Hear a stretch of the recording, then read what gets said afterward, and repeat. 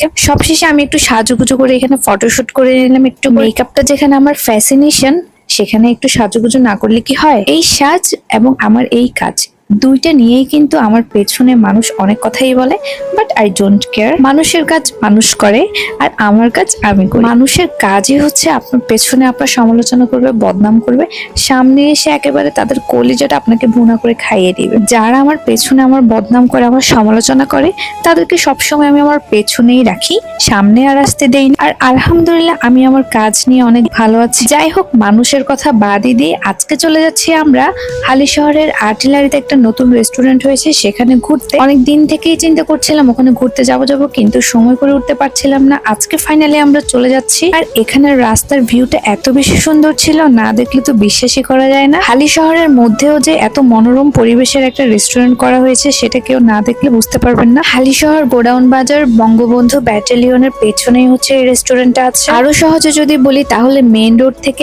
Artillery যে রোডটা আছে ওইটা দিয়ে ঢুকলেই হাতের বাম পাশে হচ্ছে রেস্টুরেন্টটা আপনারা পেয়ে যাবেন। আমরা যেহেতু হালি শহরের ভেতর থেকে যাচ্ছিলাম, তাই আমাদের জন্য এটা পড়েছে হাতের ডান পাশে। ফাইনালি আমরা রেস্টুরেন্টে পৌঁছে গেলাম। বাহির থেকে এটা ডেকোরেশনটা আমার এত বেশি ভালো লেগেছে, দেখতে অনেক বেশি অ্যাট্রাকটিভ ছিল। আর ওদের প্রত্যেকটা ডেকোরেশনই আমার খুব ভালো লেগেছে। আমরা যখন ঢুকছিলাম শুরুতেই হচ্ছে এভাবে একটা মেনু চার্ট দেওয়া ছিল। পুরো খাবারের মেনুটা এখানে দেওয়া আছে, আপনারা ইন ডিটেলস এখানে দেখে নিতে পারবেন। ওদের প্রাইস রেঞ্জটা আমার কাছে ভালোই লেগেছে, মোটামুটি হাতের নাগালেই আছে, সবাই অ্যাভেল করতে পারবে। শুরুতেই দেখতে পাচ্ছেন ক্যাশ কাউন্টার। এখানে সবার আগে আপনাকে খাবারটা অর্ডার করে নিতে হবে। এখান থেকে হচ্ছে আপনাকে ওরা স্লিপ, এরপর স্লিপ গুলো নিয়ে আমাদেরকে নিজেদেরকে এই খাবারগুলো রিসিভ করতে হবে।